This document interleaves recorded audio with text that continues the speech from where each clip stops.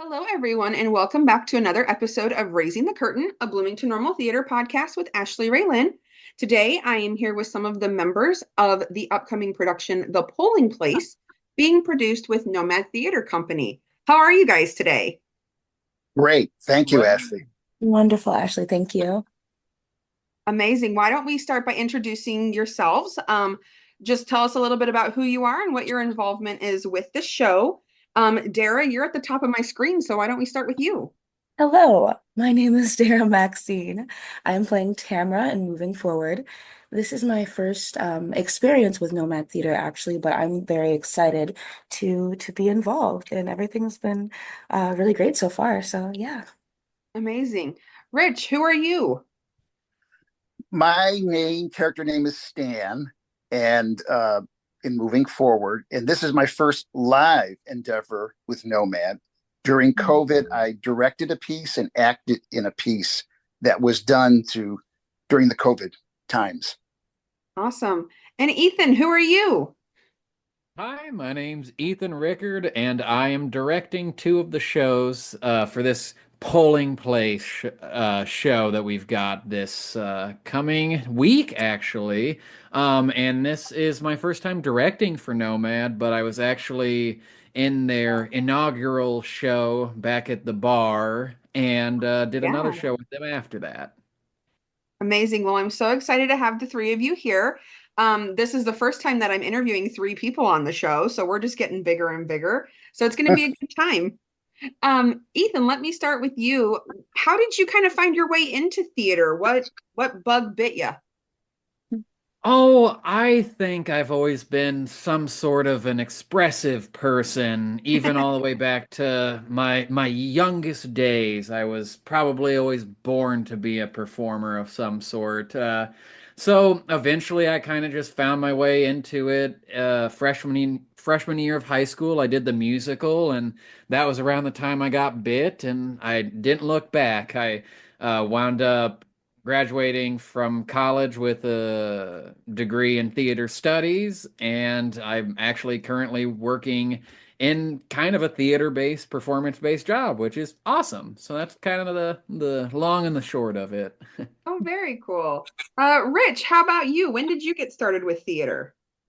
The first experience I had in theater was in fourth grade when our fourth grade teacher brought in a creative dramatics teacher. And we actually did a show based on creative dramatics. And ever since then, I thought this is really cool. And I continued being involved with it through high school, college, and thereafter. Amazing. And Dara, tell us how you got involved with theater. Oh, I I do not remember exactly how I got involved in theater. I know that when I went to Metcalf, they took us to the Evergreen Cemetery Walk for a couple of years, and I always thought that that was incredibly interesting and impressive, seeing them perform live like that, you know. Mhm. Now I have firsthand experience on Yes, you do. what that's like. But I specifically remember when Hairspray, the musical movie, came out. Oh, yeah. I I saw that in theaters with my sister, and like I just remember like the whole emotional spectrum. I mean, I know when people like, they think of like big musicals, maybe they don't, think of Hairspray, but I mean, it has like the hard-hitting issues, it has the bright colors and fun costumes and the amazing songs and Oh, yeah. dance numbers. So I mean, that was just like that was amazing to me. And I'm like, that's like okay, like I want to try to do that. And even though I was super shy, I'm like, I still like, I want to try to like do that. Like that seems like amazing, to even be able to make people feel like a fraction of what I'm feeling right now. And yeah, that fall I auditioned for Seussical at Thomas Metcalf School. So Well, there we go. Yeah, I feel like middle school and high school is kind of where we all were like, oh, yeah, this is it. Now I'm stuck. Um, so, oh, Dara, yeah. how did you find your way to Nomad and what made you want to audition for the polling places?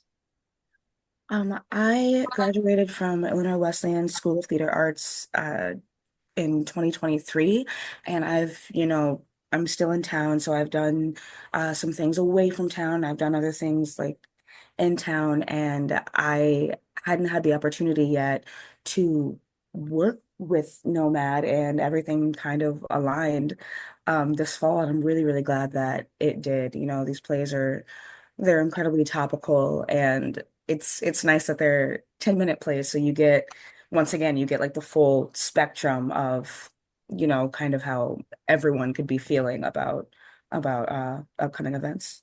Yeah, absolutely. How about you, Rich? What made you want to audition for these shows? Well, I actually, in college, double majored in political science and theater, Oh, as wow. well as studying dance. And I've always loved theater that had a political twist to it.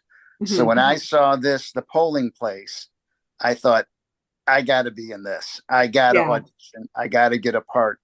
And it worked out so well. I think theater is at its best when it makes a political statement, in my eyes. But of course, theater can be grand no matter what it's saying. But I think theater should have a purpose, and this is wonderful.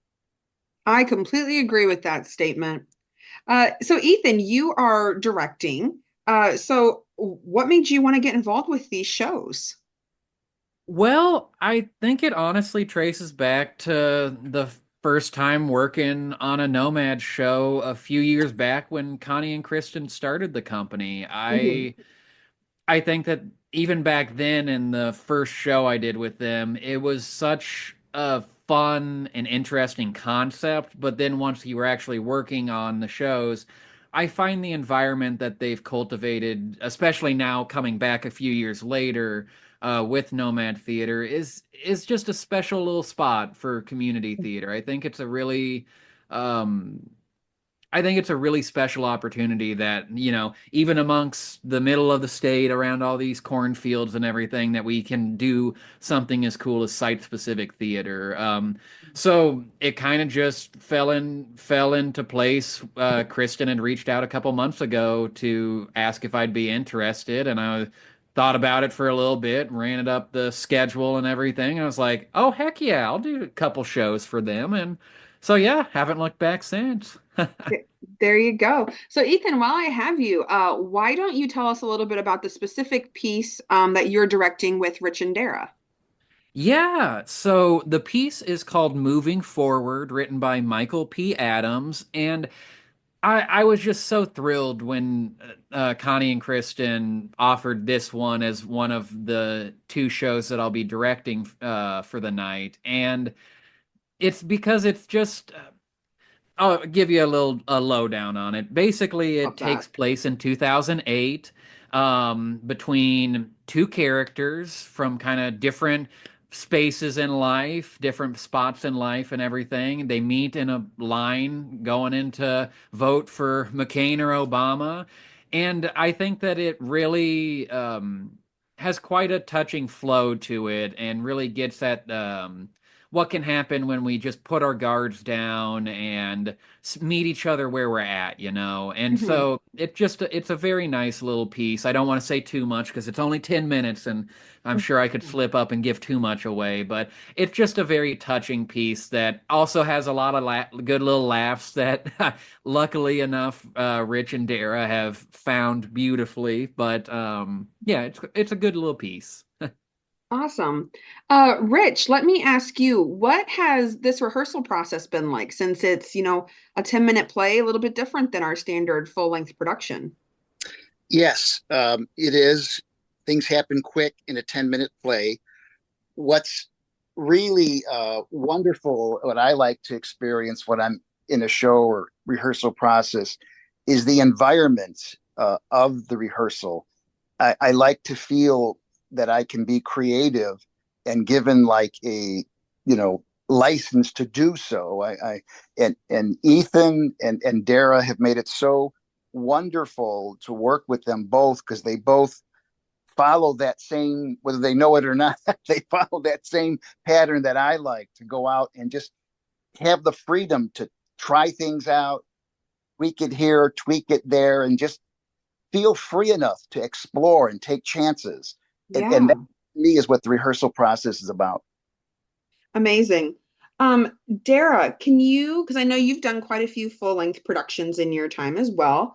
So how does a 10-minute show compare to that of the full length? Not just in the rehearsal process, but I guess in terms of, that character development and how fast you got to get the script out of your hands and stuff like that.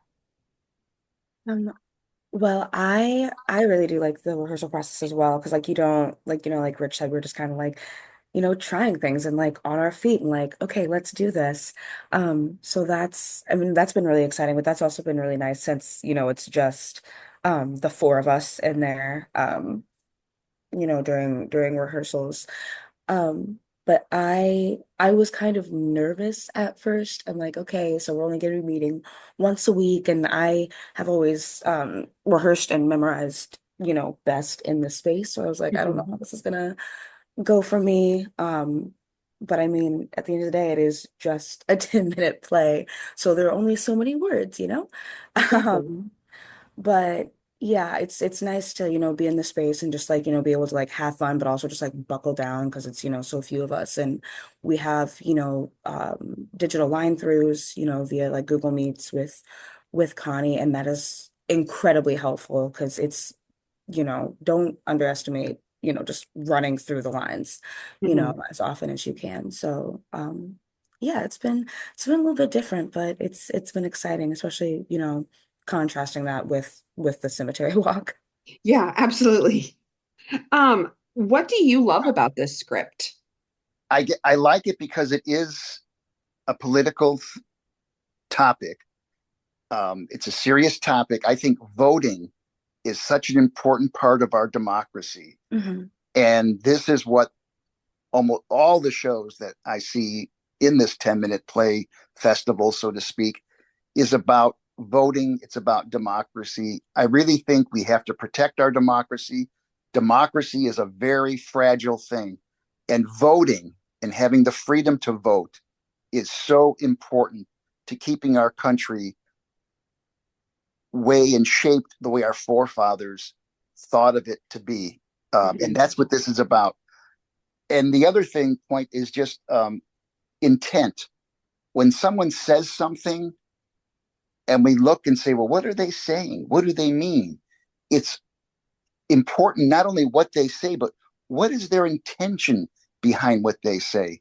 And that's very important. I think it's very appropriate today because we are very sensitive, which is fine. But when someone says something, what is their intent by saying that? And that's what this addresses, this play.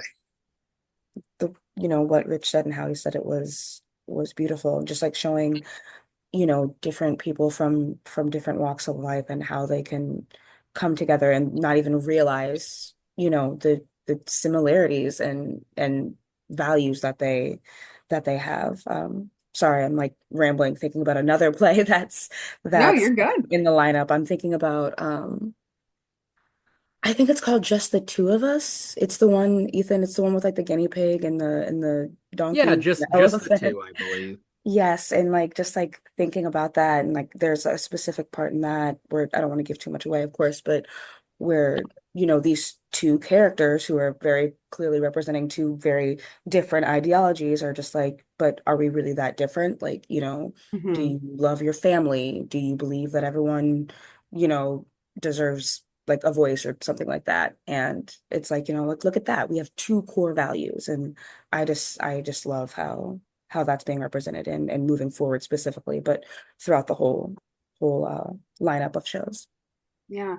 So, Ethan, you can kind of said earlier that you were really excited when you got this script. What is it about this particular one that you were kind of drawn to? Well, I think Rich said it very beautifully, so I don't want to belabor any points that he's already made about this really nice script, but I think something that he said kind of hit with me, where I think another thing that this script talks about and deals with is connection. Mhm. And I think that you know, it's no like surprise or whatever that politics are divisive nowadays, and I think that that's led to this inability or like a lack of want or desire from anybody to make these connections, these human connections, you know. And I Mhm. think that, like, talking about the fragility of our democracy, that that's one of the things that's so fragile about it, is that when we are isolated from ourselves, when we're all in our own little camps, we don't have the ability to talk about stuff. We don't have the ability to meet each other where we're at, to have these important conversations that need to happen. And all's to say that I think that between the two characters in this script, that it's a lot about, like, finding the commonality and finding that connection and fostering the community that really makes this country so special, because we help our neighbors here, and we care about each other, and we want to lift each other up and celebrate each other. But unfortunately, through the years, I think that that's kind of gotten muddied. But yeah, I think that that's one of the really cool things that this particular piece moving forward does so well, is that it touches upon so many prescient issues, but in a very digestible human way that just talks, like, I feel like it is about connection, you know, Mhm. that these two people who are, you know, pretty different can come together in this moment of civil responsibility and just exist next to each other. And maybe by the end of it, and I don't want to give too much away, but maybe, just maybe, find that commonality and find that connection, you know? Yeah. Mm. So, I mean, I don't know if this is technically a pun, but no pun intended. I don't want to get too political. Um, but obviously, we are at the height of a very pivotal election season, not only in terms of the candidates, but what each side is representing for each individual person. Um, in the few recent weeks here, we saw a political represented show at Heartland. Um, Wesleyan just did The Outsider, which was political as well, or political underlines, if you will. And then now we're going right into the polling place. I don't know if any of you have had a chance to see the other two shows, but what do you think is going to set the polling place off from maybe what a standard, oh, I don't want to go see a show about politics again, if that question makes sense? I mean, I did see The Outsider at Illinois Wesleyan. Thought it was, oh yeah, I saw you there. Yes, I Thought was it there. was really funny, very topical, and it did not make me roll my eyes like, oh, like another political play, at this Mhm. time. And I think, and I'm hoping that that's, the same effect that we will have on audiences. And at the same time, again, it's only 10 minutes. Like it gets to the heart of whatever it is of like, what the piece is trying to say within 2 minutes, Mhm. and so just as you're, feeling and like really like unpacking and realizing what is happening, it's over. So I think that that'll definitely, set it apart and keep things moving, for sure. At least like as an audience member, I feel like that would just like, keep me on my toes. Like, okay, like what's next? Sure. I think that that'll definitely be one thing that sets it apart. Yeah, just piggyback a little bit, Darraugh said. Voting is very serious matter for our democracy, but we handle it in a very comedic way here. There's all the shows are a little tongue in cheek and poking fun, and there's a lot of laughs and a lot of creativity. So it is a fun night in the theater. And then, as Darraugh said, they're only 10 minutes long. So before you know it, we're on to the next one. So Mhm.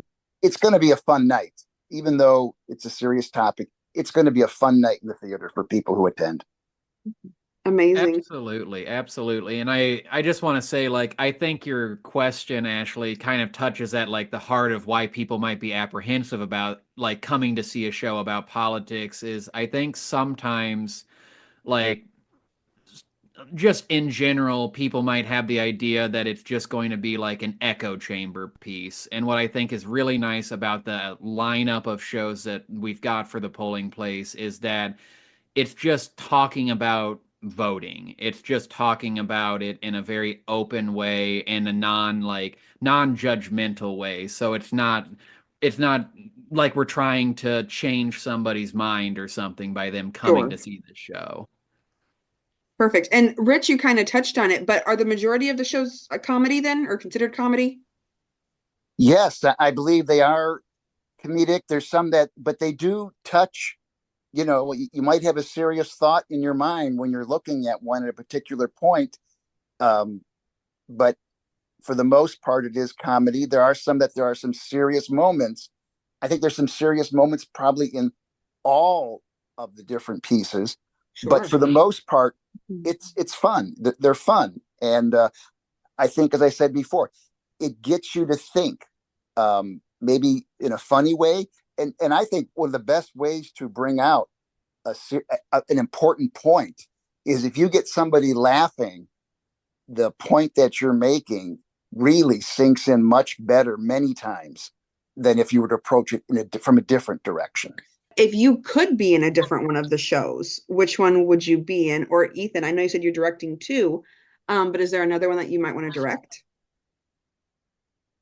Oh, there's a real fun one called Polecat that I think that I probably would have enjoyed getting to mess around with and everything. But honestly, like I just have to again give credit to Connie and Kristen. I think that they've done a very good job of pairing the right director with the right pieces, because Hmm. the other show that I'm directing, Malort and the Siblings Wojciechowski, is kind of a much more irreverent piece, a lot more goofy and silly. There are those moments like Rich talked about that touch upon a real thing, but it's a lot more kind of bonkers than this one is. But yeah, I'd say polecats. Very cool. Rich, what about you? Is there another one you'd like to do? Um, I like the Malort brothers ones. But if I could just add a comment about Yeah. in the old like Chicago machine type politics, there was an idea called the balance ticket, and the balance ticket, there goes to the ethnic background and makeup of the Chicago area. There was a white Protestant member on a ticket, and then there was a black person on the ticket, and there was an Italian on the ticket, and there was a Jewish person on the ticket, and then an Irish person on the ticket. So what they had there was a balanced ticket that people could vote for. It appealed to all the different ethnic branches within Chicago. So coming back to this, I think all the shows combined, I'm going to call them a balanced ticket because it Hmm. appealed to so many different people in so many different ways. So we got a balanced ticket here, Ashleigh. Awesome. I love that. Dara, what about you? I actually would also really like to be in Malord and the siblings with the impossible to pronounce last name. Hey. Um, because it was like when we auditioned, and we got to read from, I mean, pretty much every script. And like this one is fun. And like, yeah, it is very like irreverent and it's like just like my type of comedy. Um, Either that or actually, yeah, honestly, any of them really. I really like Slice of Life, which or no, not Slice of Life. I'm so sorry. I'm rambly. It's called Slice of Democracy, and it's how the show ends. And it's just it's a really nice moment of remembering this is why we vote. Hmm. Um, Sure. and it was really nice to be reminded of that the other night. It's just like, even when it seems like it's really not wanting to get too political, but if it seems like, pointless is, a word that people use a lot, just remembering why we do it and why it's so important and, everything and everyone that has come before us just so we could vote and the Right. privilege that we have. I know that's not the question that you asked, No, I but love it. I really like Slice of Democracy as well, because now that I'm thinking about it, yeah, just like Rich said before, just like all those hard hitting points Mhm. you know, and they're talking about it over pizza. There you go. I love that. Yeah, I mean, I feel like I mention this in every episode that I host, so listeners are probably going to be like, "Wow, she's really redundant." But here we are. I too love shows like this. Kind of what you were saying, Rich, is I believe theater is there to tell a message, whether it's a comedy, a drama, a 10-minute play festival, anything like that. And I always say when I direct shows, if you walk away thinking something different about yourself, about the world you live in, whether it be good or bad, then I've done my job because I'm at least making you think. And I love that Nomad not only provides opportunities to people who, maybe can't make a commitment to a full show, but even the work that they put into a 10-minute show, you can still get that same reaction from audiences out of it. Mhm. Definitely. So Absolutely. I think that's fantastic for them. And I mean, Nomad shows are always good. They are. And like I just have to say as like a director to give them kudos because I'm sure they'll listen to this. Like they do a very nice job of cultivating a fantastic working environment. Like Mhm. work being a director for these pieces has been very easy. I just get to show up and like play around with Rich and Tara every Monday night. And it's a delight, and it's because Kristen and Connie put in a great deal of effort to give quality theater experiences to not only the people participating, but also the people that come and see the show. Absolutely.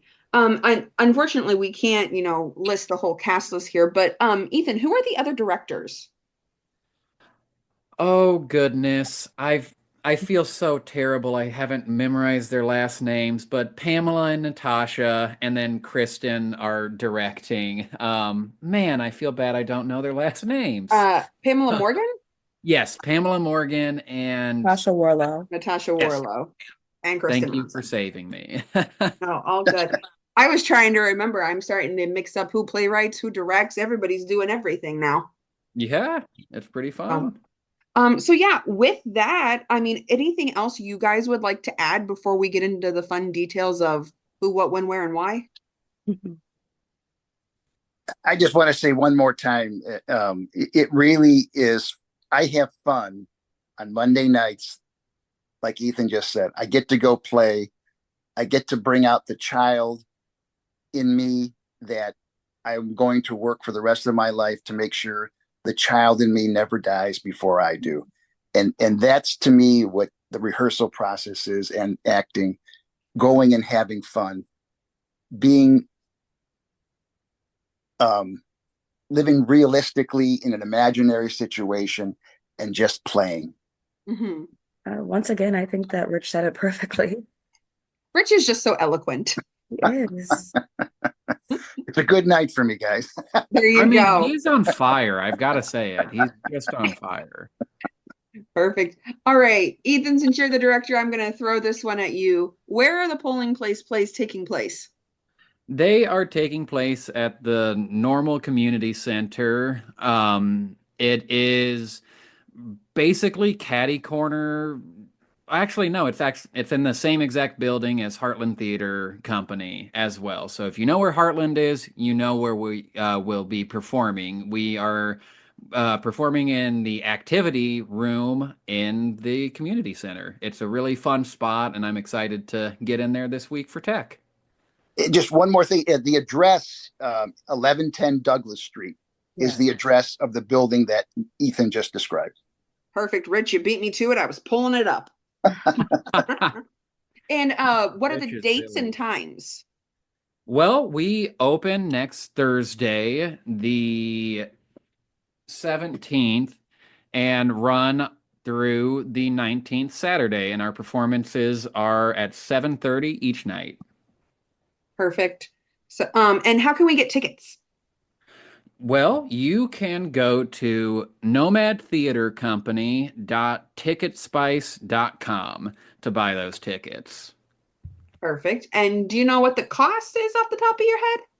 I believe that they are $15 for a general admission ticket, and then there are some options for VIP seating, which would include some fun packages that they're putting together, and a different seating setup that raise, oh, I'm not 100% sure on how much that goes, but kind of just an incremental price increase. And a student discount ticket too, I believe. Yes, Yeah, I did yep. see that as well. Is that $8? I Yep, think so. absolutely. Perfect. I did see that one. So, all right. Well, thank you to the three of you. I appreciate you all. I know we kind of coordinated this last minute, but it worked out really well. So I appreciate you guys taking the time, and I know everyone's going to be so excited to come see all of your hard work. Thank you, Ashleigh. Thanks so much, Yeah, Ashleigh. Ashley. Of course.